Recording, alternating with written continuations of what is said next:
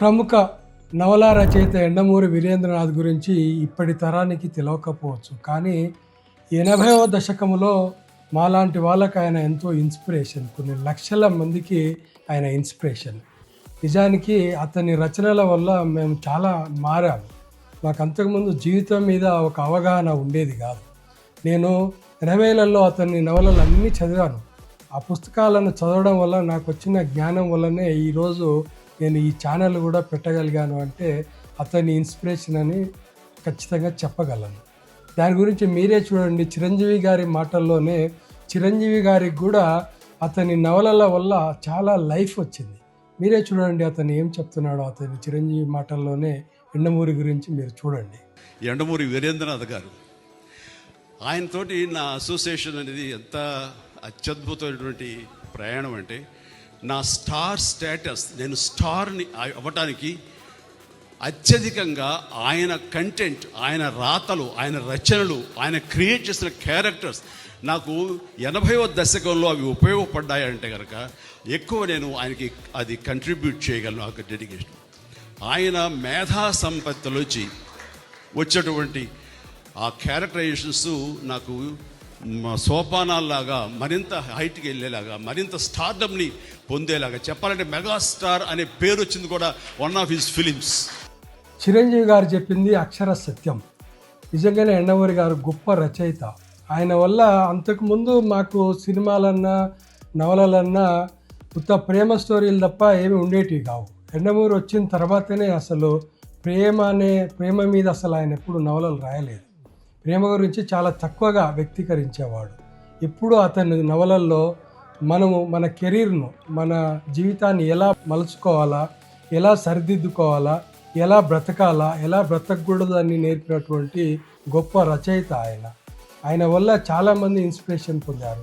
దానిలో మీకు తెలుసో తెలియదో, మాజీ ప్రధానమంత్రి పివి నరసింహారావు కూతురు కూడా ఒకానొక స్టేజ్లో సూసైడ్ చేసుకోవాలనుకున్నప్పుడు ఆయన రాసినటువంటి అంతర్ముఖం అనే పుస్తకం చదివి మారినానని ఆమె స్టేజ్ మీద చెప్పింది. అంటే ఎంతమంది జీవితాలను ఆయన తీర్చిదిద్దగలిగినాడో ఆయన నవలల వల్ల, ఆయన రచనల వల్ల మీకు తెలియాలని నేను ఈ వీడియో చేస్తున్నాను.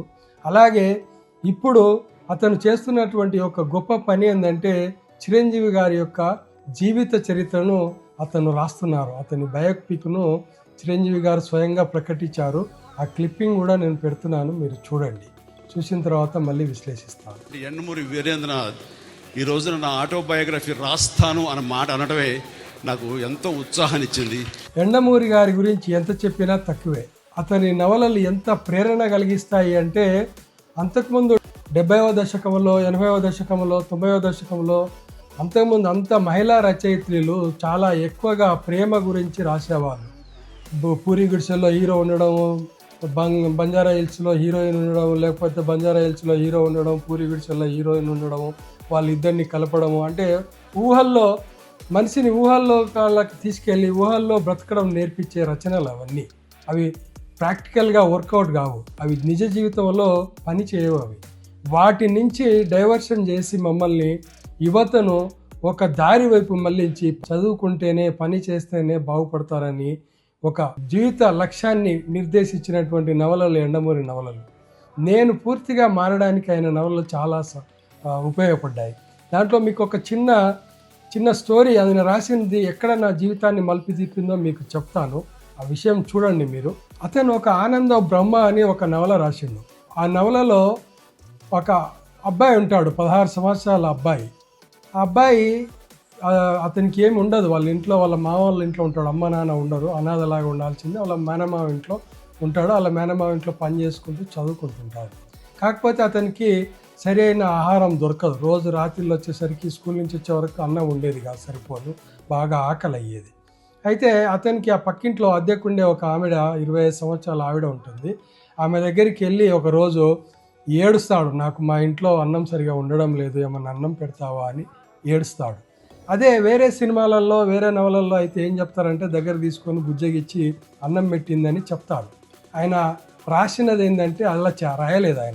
ఆయన ఏం రాసినంటే, ముందు ఆయన చెంప మీద ఒకటి కొట్టి, నీకు 16 సంవత్సరాలు వచ్చినాయి, నువ్వు ఏ పని చేస్తే ఒక అరటిపండు సంపాదించుకోవాలి, స్కూల్ నుంచి వచ్చిన తర్వాత ఎక్కడో ఒక వీధి షాపులోనో ఎక్కడో ఒక దగ్గర పని చేస్తే నువ్వు ఒక పావలా సంపాదించుకోలేవా, ఒక అరటిపండు కొనుక్కోలేవా?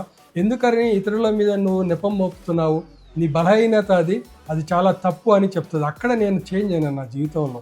అప్పటి వరకు నేను కూడా చిన్న వయసు కదా, మేము కూడా ఏదో ఊహించుకునే వాళ్ళం, జీవితం అంటే ఎవరో పెద్దోళ్ళు వస్తారు మనల్ని మారుస్తారని. అది కాదు, మన జీవితాన్ని మనమే మార్చుకోవాలనేది నాకు నేర్పినటువంటి సత్యం. అది ఎంత నిజం కదా. మనకు 16 ఏళ్ళు వచ్చిన తర్వాత ఇంకొకరి మీద ఆధారపడడం అనేది చాలా తప్పు. మనం కాళ్ళ మీద నిలబడ్డప్పుడు మనం ఏదో కొంత సంపాదించుకోవాలి అనే ఆలోచన మనకు రావాలి. అది ఎంతో పాజిటివ్ దృక్పథం. దాంతో నేను చాలా మారాను. అప్పటి నుంచి ఏ పని చేసినా తప్పు లేదు అనే అటువంటి భావనలోకి వచ్చినా నేను. అంతకుముందు మా ఇంట్లో ఈ పని తప్పు, ఆ పని తప్పు అని చెప్పేవాళ్ళు. కానీ ఆ పుస్తకం చదివిన తర్వాత నాకు అర్థమైందంటే ఏంటంటే జీవితంలో మనం ఏ పనైనా చేయొచ్చు. అది లీగల్ అంటే చట్టాలకు లోబడి ఉండాలి. చట్టాలకు లోబడిన పనులు అంటే నేరపూరిత పనులు ఏవి చేయకూడదు అనేది నేర్చుకున్న అతని వల్లని.